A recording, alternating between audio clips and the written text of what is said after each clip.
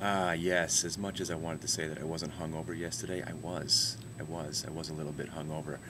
Sometimes I don't hear my own voice or see it in my own face because I just live in denial, I guess. That's part of being a closet alcoholic.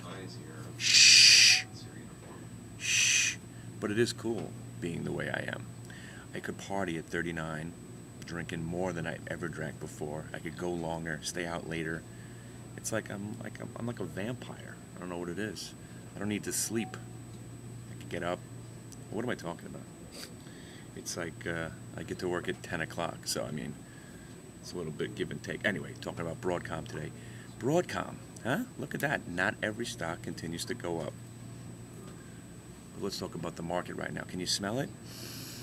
Can you smell it over what's in my bag right there? I think it smells like fear. Fear. We haven't had fear in like, I don't know, 6 months.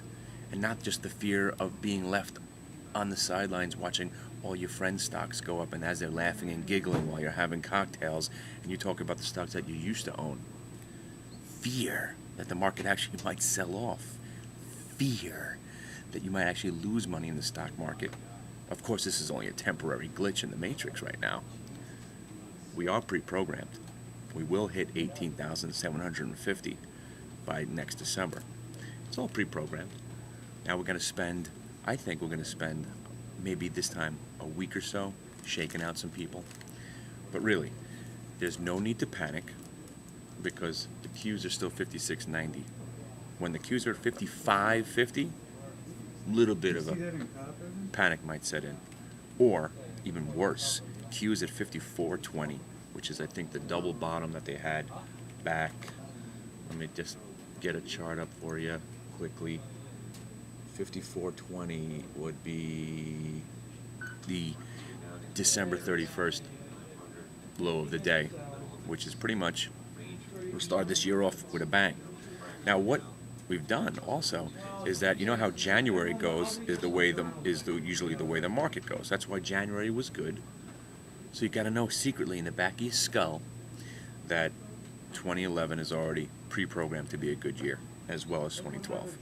Now, why do they have to make those sell-offs so huge, so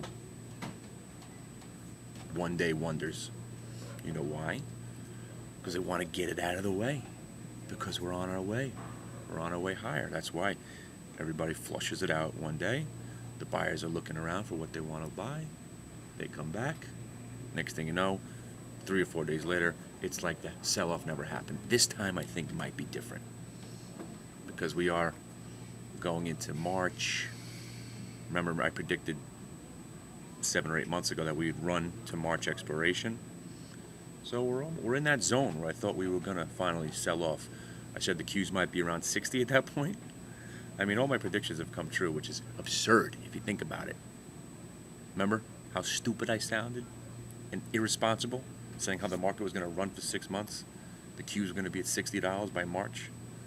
It sounded so stupid back then when the Qs were breaking 45, didn't it? So let's talk about a few stocks in the radar that we're going to have to take off our fave list. Broadcom, acting like a little, you know what I'm going to say. I mean, I could probably start saying some naughty words again sooner or later, just trying to ease in. But Broadcom's acting like a bad stock. We've been talking about it for weeks. It had 2 moments where it tried to shake off the sellers, but the sellers remained. Stock is now under 40. 41.85 was our out. So that stock is now officially broke.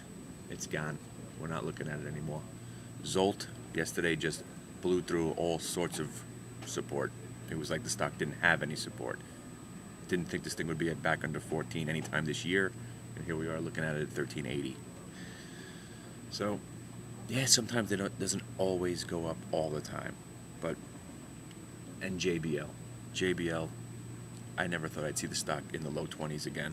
But here we are. So here's the philosophy of when the sell-off comes. Everybody that wanted to buy stocks suddenly becomes a haggler. So you were about to buy something at 22.50, then it's at 21.50. Then you say to yourself, you know what? Maybe I'll wait till 21. Then it said 21. You're like, let me wait till 2050. Let me wait till 20. Let me wait till 1985. That's where I am. I never thought JBL was going to get to this point, so now I might as well wait to see if it tested 1985 zone. And that's where I'm at on that one. Tesla turned out to be a debacle. I don't know why I decided to hang on to a little bit of Tesla. Same stocks most of the time, but we got to make another video later. At noon, I'm going to come back. We'll get into the studio, the T3 studio. I don't remember. If you've come to hitthebid.com lately and you've been redirected to the T3 website, join up, get your free subscription, make your presence felt, no matter how you have to do it. Now, if you have anything to say, remember, you got to email me. Email me at either one of the 17 email addresses that I've given you. Jefferson at hitthebid.com, jcrawl43 at Yahoo, or directly right here.